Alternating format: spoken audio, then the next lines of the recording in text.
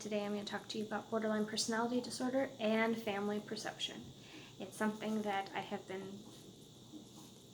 renewed in the frustrations and the difficulties of it in the last week, which I haven't so bad lately, so that was interesting. Now,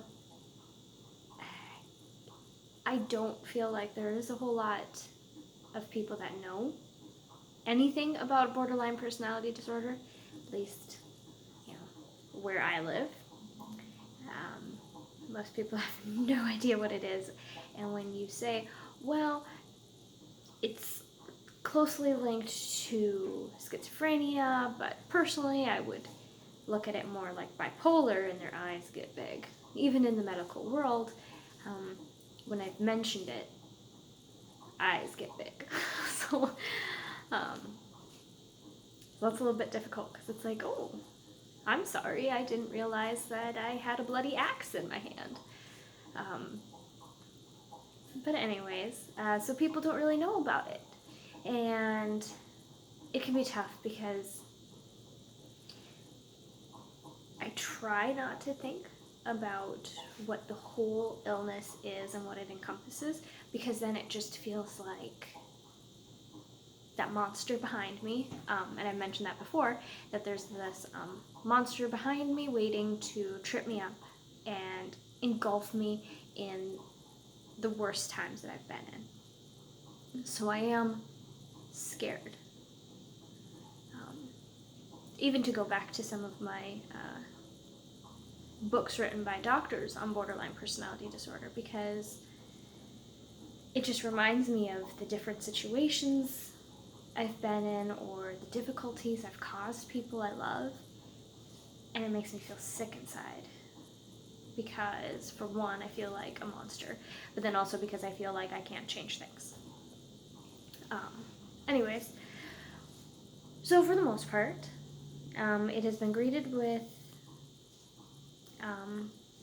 just a general, oh, okay, you have a disorder, sure, okay. And no one reads up about it. They might ask you a couple questions, but for the most part, they think that it's some newfangled thing that's made up. Now, that's where, in my family and where I live.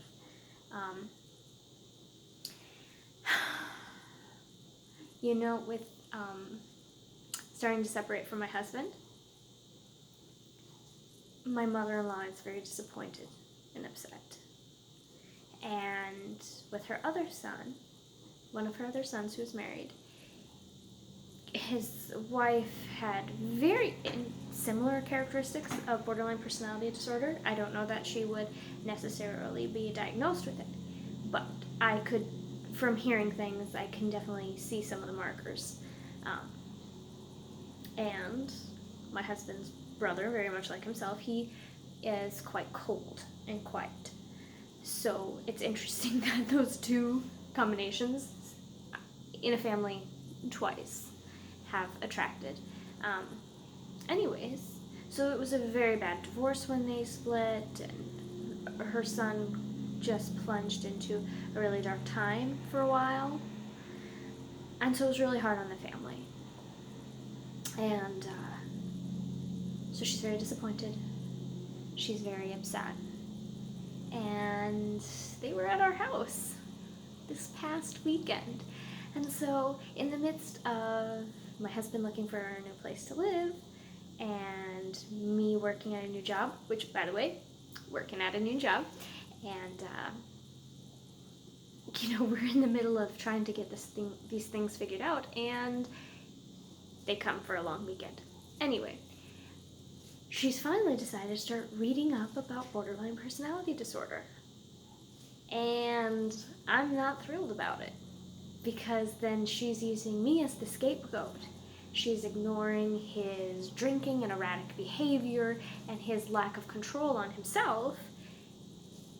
Instead, she's looking at me, who has done therapy, who's constantly working on what I know are my weaknesses, and says, oh, you're too emotionally connected to things.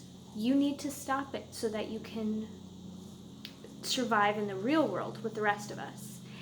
or you need to learn how to cope better.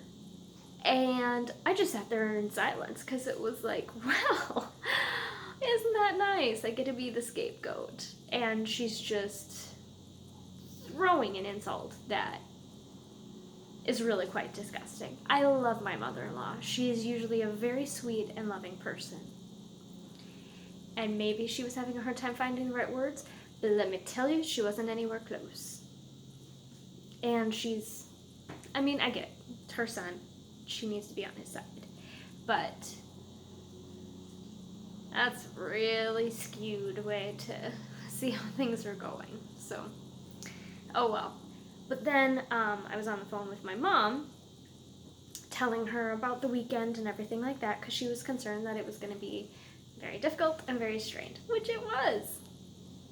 And I told her how my mother-in-law had been reading up on borderline personality disorder, finally, after 2 years. And she said, "Oh, now what was that again?" She couldn't remember that it was borderline personality disorder. And so I repeated it, and I said, "Well, Mom, you should remember, you have it, you just aren't diagnosed." Because my mom would rather throw herself on hot coals than never go to therapy, even though she needs it. And actually, a lot of people in my family, I think, are like that. And I think that has to do with the stigma. But anyway, and she said, "Well, I don't have it." And I said, "Well, yes, you do, Mom. Arguably, you have it far worse than I do. It has really controlled her life, and she's the poster child for BPD.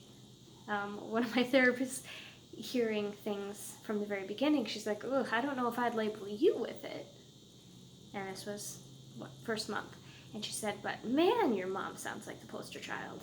So that was a very interesting thing. And when I first described all the signs and symptoms, my mom said, "That's interesting. That sounds like a lot of the things that I have gone through and I deal with." And it's also very interesting that even though it might be a little bit more disguised, for one, I know the illness, so I'm able to spot it. But then there isn't a whole lot of people who would be in their 60s and still showing such strong signs of it. A lot of the psychologists say that they don't see many, if any, borderlines once people reach middle age. And whether that be because they learn to deal with it or lessons, whatever it might be, they just aren't showing the strong signs and symptoms. Hi, Pickles. So, anyways, now she's decided she doesn't possibly have it at all. I said, "No, you definitely have it." And she said, "Well, my husband doesn't think I'm psycho." And it was like, what? Psycho? I said, "Well, Mom, it does not make you a psycho." And she's like, "Well, mental." Not great. And so it's like, Mom, for one, you do have it. And yeah, you're not even saying the right things about it. And she said, "Well, and we don't think there's anything wrong with you either." Story of my life. My mom ignores anything that's wrong that's not affecting her emotions. So, somebody has a short conversation or she mishears something, end of the world. However, calling somebody psycho is totally fine. So it was very interesting, and I think that was like, maybe it was only 3 days ago now. But it still upsets me that she immediately thinks psycho when she thinks of the illness. And perhaps that's any illness. So it just has now been in the forefront of my mind of, okay, you know what? There is a lot of people who don't know anything about it or think that it's just some hideous, disgusting psycho disease.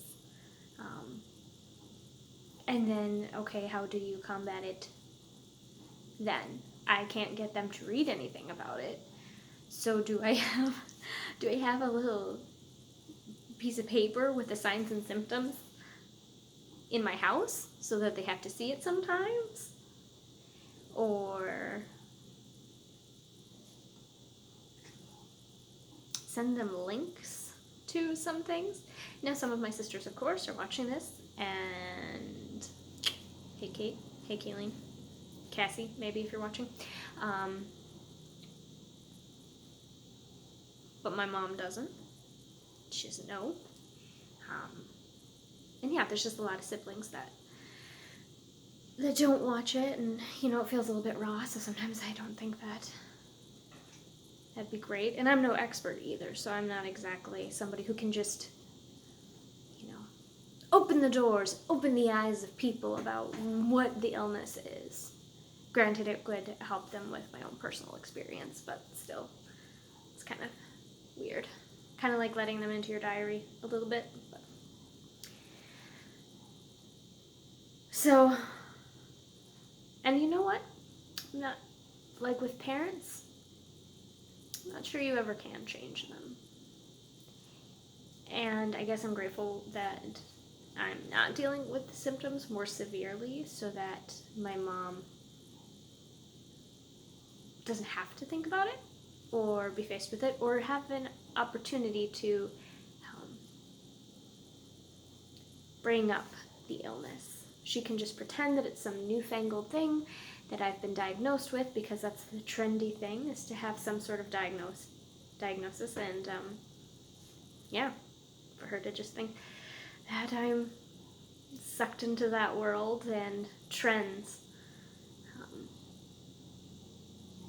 So yeah, it's really difficult, and I suppose the only way to deal with families and their skewed ways of borderline personality disorder is talking it out in whatever venue possible. I suppose maybe writing a letter, you know, that might be a good idea for with my mom, is writing her a long thought out letter so she can get a snippet into my head, which might shake her a little bit because she might see herself. And then that's something that they can refresh on, especially if I put it in the letter of, hey, check in on us sometimes. This is the way it always is. Because sometimes you forget. And it makes me wonder, if I wasn't the one going through it, would I look into the illness for a sibling? I think I would. But then again, sometimes you can really disappoint yourself and not be who you thought you would, just because of some excuse or another. But, so anyways, that was my little talk about families and their fun little perceptions about BPD. Thanks for watching, and I'll talk to you later.